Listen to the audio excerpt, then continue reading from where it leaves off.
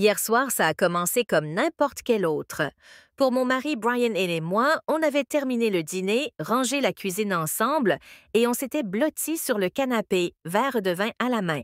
C'était devenu une petite tradition pour nous de passer les jeudis soirs à regarder des rediffusions de sitcoms classiques, à rire des mêmes blagues, comme si c'était la première fois que j'avais toujours aimé ces soirées.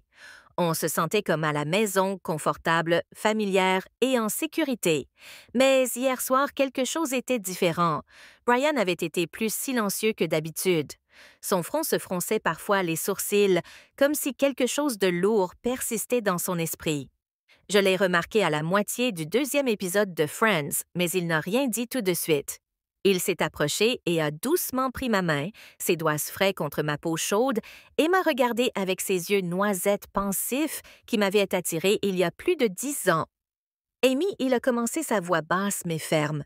« On peut parler. » Il y avait un sérieux dans son ton qui me fit me redresser. Mon cœur battait fort dans ma poitrine, inquiète que quelque chose n'aille pas. Santé, travail, famille, je me suis préparée. Bien sûr, ai-je dit en essayant d'avoir l'air décontracté, même si je ressentais tout sauf...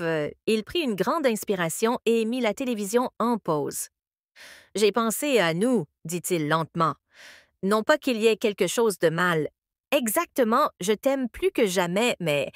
J'ai réalisé quelque chose que je retenais. Je clignais des yeux, incertaine de ce qu'il voulait dire. Brian avait toujours été l'un des hommes les plus ouverts émotionnellement que j'ai connus. Doux, attentif, communicatif. S'il y avait des murs dressés, il ne les avait jamais montrés auparavant.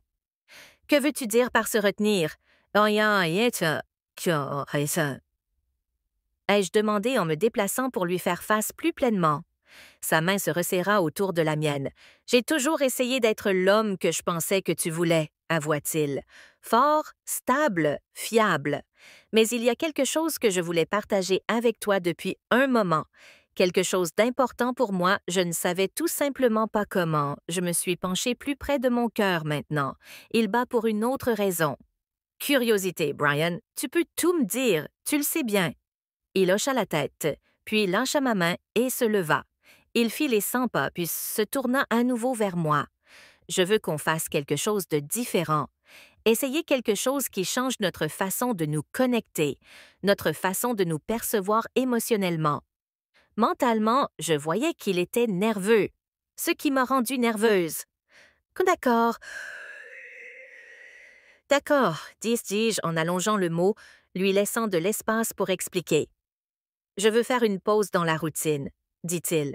« Je veux qu'on passe une nuit où on se débarrasse de tout ce qui est familier, sans habitude, sans attente. Juste en étant honnête, vraiment honnête sur qui on est, ce que l'on ressent, ce que l'on veut. » Je suis restée assise tranquillement, laissant ces mots pénétrer mon esprit. Ce n'était pas une mauvaise demande. En fait, cela ressemblait à quelque chose qu'un thérapeute pourrait suggérer pour raviver la connexion, mais la façon dont il l'a dit donnait l'impression que c'était plus que ça. « Tu veux qu'on fasse un jeu de rôle ou quelque chose que j'ai demandé en plaisantant à moitié pour essayer de faire bouger les choses? » Il a ri, mais c'était bref, pas vraiment. Je veux te dire des choses que je n'ai jamais dites et que je veux que tu fasses de même. Pas de jugement, juste la vérité. Il m'a regardé et, pour la première fois depuis longtemps, j'ai vu une pointe de peur dans son regard. Vulnérabilité qui tiraillait mon cœur. J'ai hoché lentement la tête. « OK, allons-y. » On a éteint la télé, baissé nos verres de vin et on s'est assis face à face sur le canapé comme deux inconnus qui se rencontrent. Brian a recommencé. Quand on s'est rencontrés, il a commencé. « J'étais terrifiée que tu sois hors de ma portée. Tu es intelligent, confiant et tellement plein de vie. Je me sentais comme un gars d'une petite ville essayant de suivre le rythme. Mais je voulais être digne de toi. J'ai souri, touché, je pensais la même chose de toi, j'ai admis. Je pensais que tu étais ce gentil garçon terre-à-terre qui avait tout compris. J'avais peur de tout gâcher. » Il a souri et s'est penché en avant et encouragé. « Il y a plus, » a-t-il dit. Au fil des années, j'ai eu l'impression que je devais toujours être le roc, le fort. Mais il y a eu tellement de moments où j'étais aussi effrayée, aussi confus. Je ne savais tout simplement pas comment le dire. Sans avoir l'impression de te décevoir, j'ai tendu la main et touché doucement son visage. Tu n'as jamais eu besoin d'être parfait pour moi, Brian. J'ai aimé tes défauts autant que tout le reste. Des larmes brillaient dans ses yeux. Puis ce fut mon tour. Je lui ai raconté à ce moment-là combien c'était rare et précieux d'avoir quelqu'un qui se souciait suffisamment de nous pour se battre pour l'évolution, pas seulement pour nous réconforter. Nous sommes restés longtemps dans les bras l'un de l'autre. Plus tard, nous avons mis de la musique, de vieux morceaux de jazz lent et avons dansé pieds nus sur le parquet. Le reste de la nuit a ressemblé à un rêve.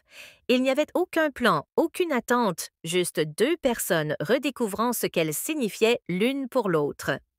Ce matin, je me suis réveillée et j'ai trouvé un mot à côté de mon oreiller, de la main de Brian. Il disait « Merci pour hier soir, tu m'as donné plus que tu ne le sauras jamais. » Je l'ai glissé dans mon journal, souriant comme une adolescente amoureuse pour la première fois.